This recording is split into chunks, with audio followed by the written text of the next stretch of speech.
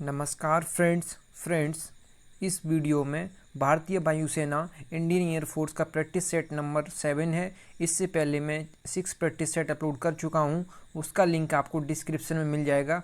और इसमें 20 क्वेश्चन लिए हैं जैसे कि एयरफोर्स में पूछे जाते हैं, ठीक है। और ये एक्स और वाई बोथ के लिए है, और ऐसा नहीं है कि ये एयरफोर्स के लिए है। अगर आप नेवी की तैयारी कर रहे हैं तो नेवी में ही यही सिलेबस होता है। तो नेवी में बस क्वेश्चन की संख्या हो जाती है 25, ठीक है। 25 क्वेश्चन हो जाते हैं, ठीक है, 25, और इसमें होते हैं 20। तो आप नेवी के अगर आप तैयारी कर रहे हैं तो नेवी के लिए ये बेस्ट है, ठीक है। एयरफोर्स के लिए तो है ये, ठीक है। तो अगर आपने और इस चैनल पे आपको फिजिक्स और इंग्लिश की back to back practice set कराए जा रहे हैं। तो आप चैनल को सब्सक्राइब कर लें, बेल आइकन को प्रेस कर लें। चलिए शुरू करते हैं। तो पहला प्रश्न है चेंज द नरेशन। तो आपको ये डायरेक्ट दिया है, आपको इनडायरेक्ट खोजना है, ठीक है। तो he said may God be kind to me.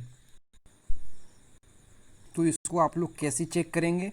तो इसमें जो आप लोग ये हमेशा याद रखें, जो रिपोर्टेड स्पीच का जो टेंस है, इसमें या कामना या इच्छा का बोध मतलब प्रकट हो तो हमेशा आप विश में बदलेंगे, ठीक है। सेड या सेड टू को विश में बदलेंगे। तो पास्ट टेंस में बदलना है तो यहाँ पे विश्ड कर देंगे, ठीक है। तो ऑप्शन जो डी है इस करेक्ट होगा, ठीक है। कैसे करेक्ट होगा? जो सी और डी है ये सेम है, तो यहाँ पे जो मी है इसकी जगह आप हिम कर लीजिए। हिम क्यों करेंगे? क्योंकि ही विश दैट गॉड, यहाँ पे सब्जेक्ट गॉड है, गॉड मी का माइट हो जाएगा, ठीक है। माइट बी काइंड टू, यहाँ मी दिया है, मी है ये फर्स्ट पर्सन के अकॉर्डिंग बदलता है, ठीक है। तो फर्स्ट पर्सन क्या है? फर्स्ट पर्सन सब्जेक्ट के अनुसार, ठीक है। तो मी जो ये है फर्स्ट पर्सन, तो ये जो मी है ये बदलेगा ही के अकॉर्डिंग। तो ही क्या है? ही के अकॉर्डिंग बदलेगा तो हिम हो जाएगा, ठीक है। तो आप हमेशा याद रखें ही के अकॉर्डिंग बदलेगा फर्स्ट पर्सन, और सेकंड पर्सन यू ऑब्जेक्ट के अनुसार बदलता है, ठीक है। तो जो मी है, तो ये जो मी है ये जो बदलेगा ये ही के अकॉर्डिंग, तो यहाँ पे हिम आ जाएगा, ठीक है। यहाँ थोड़ा रॉन्ग है, यहाँ पे आप हिम कर लीजिए, ठीक है। हिम ये sentence D option is correct हो जाएगा, ठीक है। अगला प्रश्न है इसमें आपको मिस स्पेल्ड मतलब गलत स्पेलिंग ढूंढना है। तो आपके पास 3 सेकंड है, आप लोग सोच लीजिए पहले। तो इसका राइट ऑप्शन जो होगा ऑप्शन सी होगा। जो ऑप्शन सी में जो स्पेलिंग दी है ओ पी, तो यहाँ पे डबल पी होगा, ठीक है। Double P RESSED। तो ऑप्रेस्ड का मतलब होता है क्या? तो ऑप्रेस्ड का जो मतलब होता है जो दलित होते हैं, जिस पे मतलब जुर्म किया गया होता है, ठीक है। जुल्म किया गया या पीड़ित जो व्यक्ति होता है या दलित इसको कहते हैं, ठीक है। और जो ऑप्शन ए में है चैंपियनिंग है, इसका मतलब होता है समर्थन करना, ठीक है। जो ऑप्शन ए में दिया है इसका होता है समर्थन करना, ठीक है, समर्थन करना। और ऑप्शन जो बी में दिया है इसका मतलब क्या होता है? इसका मतलब होता है साबित कर देना, ठीक है, साबित कर देना, ठीक है, इसका मतलब होता है। और ऑप्शन जो डी में दिया है इसका मतलब होता है नाटक, ठीक है। तो ये तीनों स्पेलिंग सही है और ये गलत है। तो यहाँ पे जो आप OPP कर देना, ठीक है, OPP कर देंगे तो ये स्पेलिंग बिल्कुल सही हो जाएगी। और इसका मतलब होता है जुल्म किया गया या पीड़ित या दलित, इसको कह सकते हैं, ठीक है। अगला प्रश्न देखते हैं। अगला प्रश्न है चेंज द वॉइस। इसमें ओपन द डोर ये एक्टिव वॉइस है, ठीक है, एक्टिव वॉइस है ये। तो आपको इसमें पैसिव बताना है, ठीक है। तो आपके पास 3 सेकंड है, आप लोग सोच लीजिए पहले। तो इसका जो राइट ऑप्शन जो होगा ऑप्शन सी होगा, ठीक है, ऑप्शन सी होगा। Let the door be opened, ठीक है। आप ये याद रखें, जब कहीं कमांड या ऑर्डर की बात की जाए तो आप हमेशा याद रखना लेट से आप बनाना है, ठीक है। आपको लेट से आप बनाना है।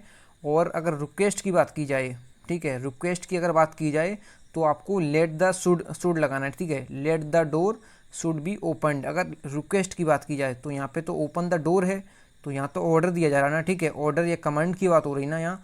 तो late the door be opened यहाँ आएगा, ठीक है, क्योंकि यहाँ पे ऑर्डर और कमांड की बात है, ठीक है। यहाँ पे ऑर्डर या कमांड की बात हो रही है, इसलिए late the door be opened आया, ठीक है। अगर यहीं पे अगर आपको रिक्वेस्ट की जाती है, किसी से मतलब निवेदन किया जाता है, तो आपको यहाँ पे शुड भी यूज करना है, ठीक है। आप ये याद रखें। तो इसका राइट ऑप्शन जो होगा ओपन द डोर का ये होगा let the door be opened, option C is correct. और आप लोग कमेंट बॉक्स में ज़रूर बताएं कि आपने कितना स्कोर किया है, ठीक है। और जो क्वेश्चन नंबर 4 है एडजेक्टिव ऑफ ग्लोरी। तो ग्लोरी का आपको एडजेक्टिव बताना है, तो आपके पास 3 सेकंड है, आप लोग सोच लीजिए पहले। तो इसका जो ग्लोरी है, ग्लोरी का मतलब होता है महिमा, ठीक है, महिमा होता है इसका मतलब ग्लोरी का। और ग्लोरी का क्या होगा, ग्लोरियस। तो ग्लोरियस किस ऑप्शन में है, तो ऑप्शन जो डी है ये करेक्ट है, ग्लोरियस, GLORIOUS। तो ग्लोरियस इसका सही होगा। इसका मतलब क्या होगा ग्लोरियस का, यशस्वी, ठीक है, यशस्वी इसका वो होगा, ठीक है, हिंदी अनुवाद। अगला प्रश्न देखते हैं। अगला प्रश्न है फेमिनिन ऑफ हार्ट। तो हार्ट का होता है जो हिरन होता है, ठीक है, हिरन इसका मतलब होता है, ठीक है, हार्ट। तो इसका जो होगा ये होगा रो मीन्स होता है मादा हिरन। जो मादा हिरन होता है, हिरणी कह सकते हैं इसको। तो इसका राइट ऑप्शन जो होगा ऑप्शन बी इज करेक्ट, ठीक है। अगला प्रश्न देखते हैं fill in the blanks with appropriate preposition. तो आपको यहाँ पे प्रीपोजिशन भरना है, ठीक है। तो 6 नंबर जो है ही डाइड ब्लैंक कोलेरा। तो फ्रॉम, ऑफ, बाई या टू। तो आपके पास 3 सेकंड है, आप लोग सोच लीजिए। तो इसका राइट ऑप्शन जो होगा ऑप्शन बी होगा, ठीक है। आप ये याद रखें जब किसी व्यक्ति की बीमारी से मृत्यु होती है, ही डाइड, कोलेरा एक बीमारी का नाम है, ठीक है। जब किसी व्यक्ति की बीमारी से मौत होती है तो हमेशा आप प्रीपोजिशन ऑफ लगाएंगे, ठीक है। हमेशा ऑफ याद रखना, डाई के बाद हमेशा ऑफ आएगा जब किसी व्यक्ति की बीमारी से मौत हुई हो, ठीक है। अगला देखते हैं he was surprised blank the news. तो आपके पास 3 सेकंड है, आप लोग सोच लीजिए। तो इसका जो राइट ऑप्शन जो होगा ऑप्शन बी होगा। ऑप्शन बी क्यों होगा, ही सरप्राइज्ड एट द न्यूज़, ठीक है। तो हमेशा याद रखें सरप्राइज्ड के बाद एट प्रीपोजिशन आती है, ये याद रखें आप, ठीक है। अगला प्रश्न देखते हैं। अगला प्रश्न है the noise comes from blank the river. तो आपके पास 3 सेकंड है, एट, अक्रॉस या बैंक या नो प्रीपोजिशन। तो आप लोग सोच लीजिए पहले। तो इसका जो, अगर हम इसका राइट ऑप्शन देखते हैं तो ऑप्शन जो बी है इस करेक्ट होगा, अक्रॉस। अक्रॉस का मतलब यहाँ पे अगर अक्रॉस लगाते हैं तो इसका मतलब क्या होगा, सोर नदी के पार से आ रहा है। मतलब जो जब किसी आर पार की बात हो, नदी है जैसे, ठीक है, तो इसके आर पार से सोर आ रहा है। तो जब आर और पार की बात हो तो हमेशा अक्रॉस लगाते हैं, ठीक है, कि इस पार से उस पार, या नदी की जब भी बात हो रही है तो आप याद रखना। तो इसका मतलब होगा कि सोर नदी के उस पार से आ रहा है, ठीक है।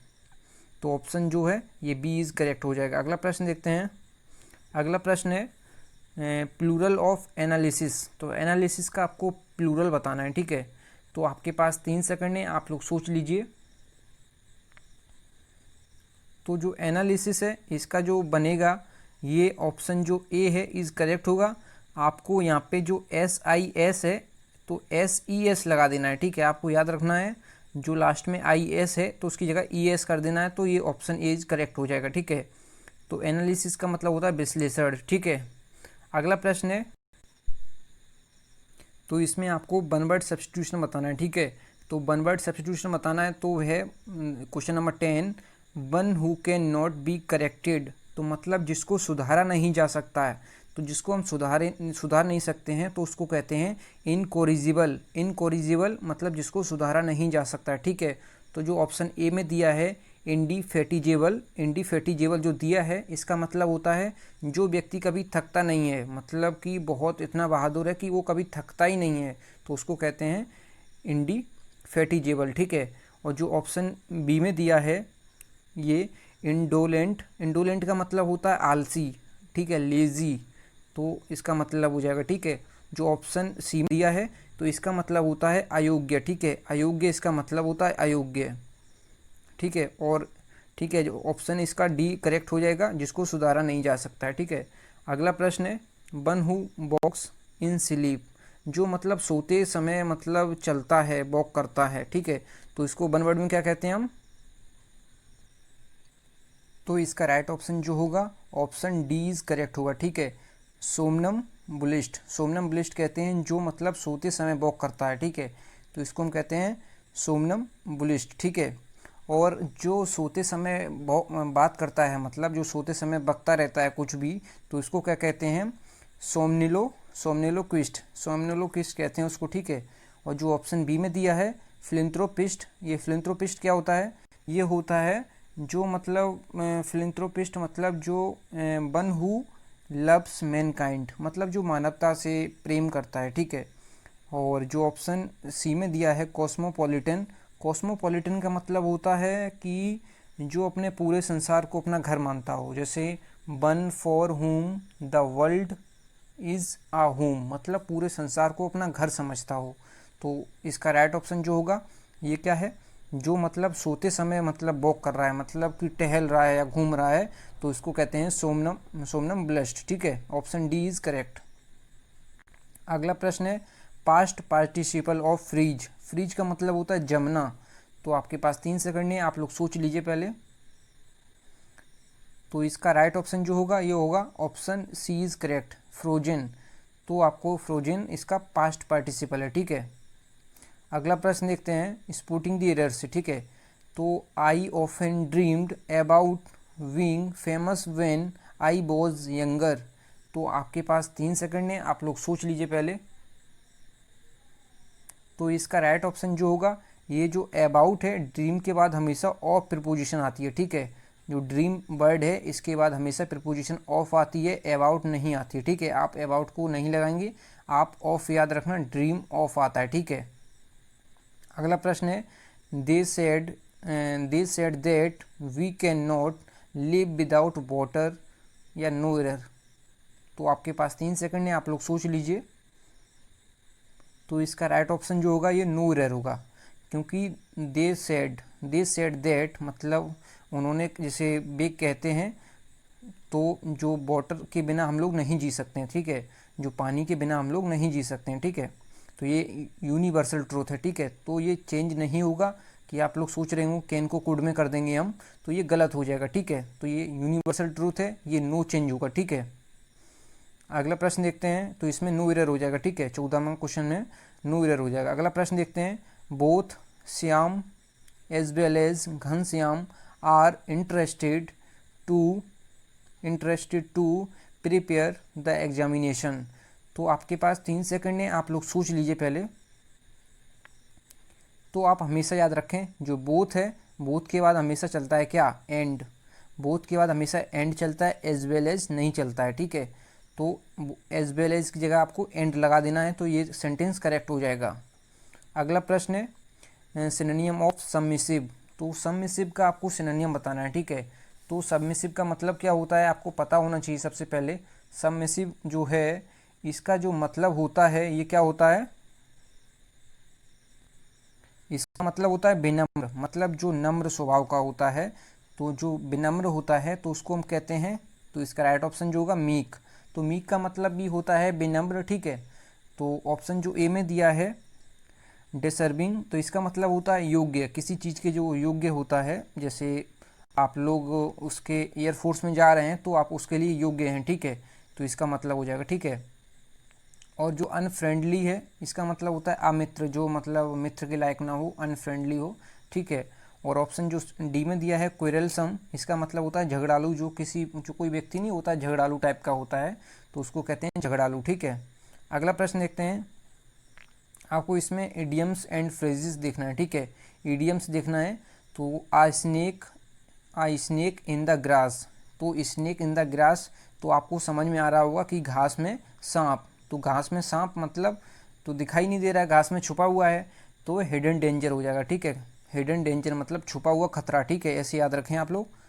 और अगला है आ रेड लेटर डे, मतलब आप इसको याद रखना है कैसे कि रेड लेटर डे मतलब कि आपका ज्वाइनिंग लेटर जब आ जाएगा तो क्या होगा, वो इम्पोर्टेंट डे होगा, ठीक है। आप ऐसे ट्रिक्स याद रखें कि आ रेड लेटर डे का मतलब होगा एन इम्पोर्टेंट डे, ठीक है। आप इम्पोर्टेंट डे मतलब आपका जब कॉल लेटर आएगा ज्वाइनिंग के लिए तो वो इम्पोर्टेंट डे होगा ना, आपको याद रहेगा कि किस दिन मेरा कॉल लेटर आया था, ठीक है। तो आप ऐसे ट्रिक से याद रखें तो आपको ज़्यादा दिन तक याद रहेगा। और आई स्नेक इन ग्रास, तो इसको हिडन ग्रास से आप याद रखें, हिडन डेंजर, ठीक है, छुपा हुआ खतरा। तो अगला प्रश्न देखते हैं। अगला प्रश्न है एंटोनियम्स ऑफ लेथल। तो एंटोनियम्स ऑफ लेथल का बताना है आपको। तो लेथल का मतलब होता है जानलेवा, ठीक है, जानलेवा। तो जानलेवा हो जाएगा, ठीक है, लेथल का। तो आपको इसका एंटोनियम बताना है, मतलब विलोम शब्द बताना है। तो विलोम शब्द हो जाएगा हार्मलेस, मतलब जिसमें खतरा ही नहीं है, ठीक है। पर्सनल मतलब निजी। फैटल मीन्स घातक। मॉडर्न मीन्स एकदम आधुनिक या नया, ठीक है।